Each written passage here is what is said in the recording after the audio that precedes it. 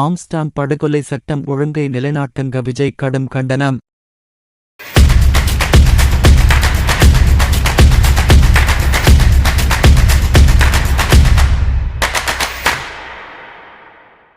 சென்னை பகுஜன் சமாஜ் கட்சி தமிழக தலைவர் ஆம்ஸ்டாங் படுகொலை செய்யப்பட்ட சம்பவத்தை தமிழக வெற்றிக் கழக கண்டித்துள்ளது. முன்னெச்சரிக்கை நடவடிக்கைகளை தமிழக அரசு தீவிரமாக முன்னெடுக்க வேண்டும். சமரசம் இல்லாமல் சட்டம் ஒழுங்கை நிலைநாட்டி அனைவரது பாதுகாப்பையும் உறுதி செய்ய வேண்டுமென்று கட்சியின் எக்ஸ் தள பக்கத்தில் பதிவிடப்பட்டுள்ளது. பகுஜன் சமாஜ் கட்சியின் தமிழக மாநில தலைவர் ஆம்ஸ்டாங். இவர் அயனாவரத்தில் உள்ள அடுக்குமாடி குடியிருப்பில் குடும்பத்துடன் வசித்து வந்தார். நேற்று இரவு பெரம்பூர் வேணுகோபால் சாமி கோவில் தெருவில் புதிதாக கட்டிவரும் வீட்டின் பணிகளை பார்ப்பதற்காக சென்றிருந்தார். அப்போது இருசக்கர வாகனத்தில் அங்கு வந்த 6 பேர் கொண்ட மர்ம கும்பல் அவரை சரமாரியாக அரிவாளால் வெட்டி தாக்குதல் நடத்தியுள்ளது.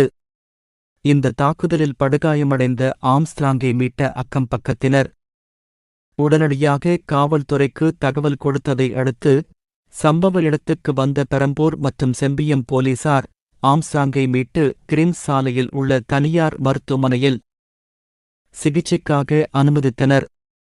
அங்கு சிகிச்சை பலனின்றி ஆம்ஸ்டாங் உயிரிழந்தார். இதுகுறித்து அவர் வெளியிட்டுள்ள பதிவில் பகுஜன் சமாஜ் கட்சியின் மாநில தலைவர் திரு. ஆம்ஸ்டாங் அவர்கள் படுகொலை செய்யப்பட்ட சம்பவம் பெரும் அதிர்ச்சியையும் வேதனையையும் அளிக்கிறது. திரு. ஆம்ஸ்டாங் அவர்களைப் பிரிந்து வாடும் அவரது குடும்பத்தினருக்கும் அவரது கட்சியினருக்கும் எனது ஆழ்ந்த அனுதாபங்களை தெரிவித்துக் கொள்கிறேன். இது போன்ற கொடும் குற்றச் சம்பவங்கள் இனி நடைபெறாமல் இருக்க தேவையான முன்னெச்சரிக்கை நடவடிக்கைகளை தமிழக அரசு தீவிரமாக முன்னெடுக்க வேண்டும்.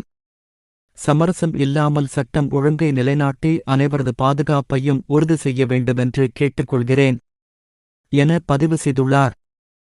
இந்த வீடியோ உங்களுக்கு பயனுள்ளதா இருந்துச்சுன்னா மறக்காம லைக் பண்ணிட்டு நம்ம சேனலை சப்ஸ்கிரைப் பண்ணி வச்சுக்கோங்க. அப்பதான் நான் போற ஒவ்வொரு வீடியோவும் உங்களுக்கு நோட்டிபிகேஷன் வரும். இதே மாதிரி அடுத்து ஒரு நல்ல வீடியோல மீண்டும் சந்திப்போம்.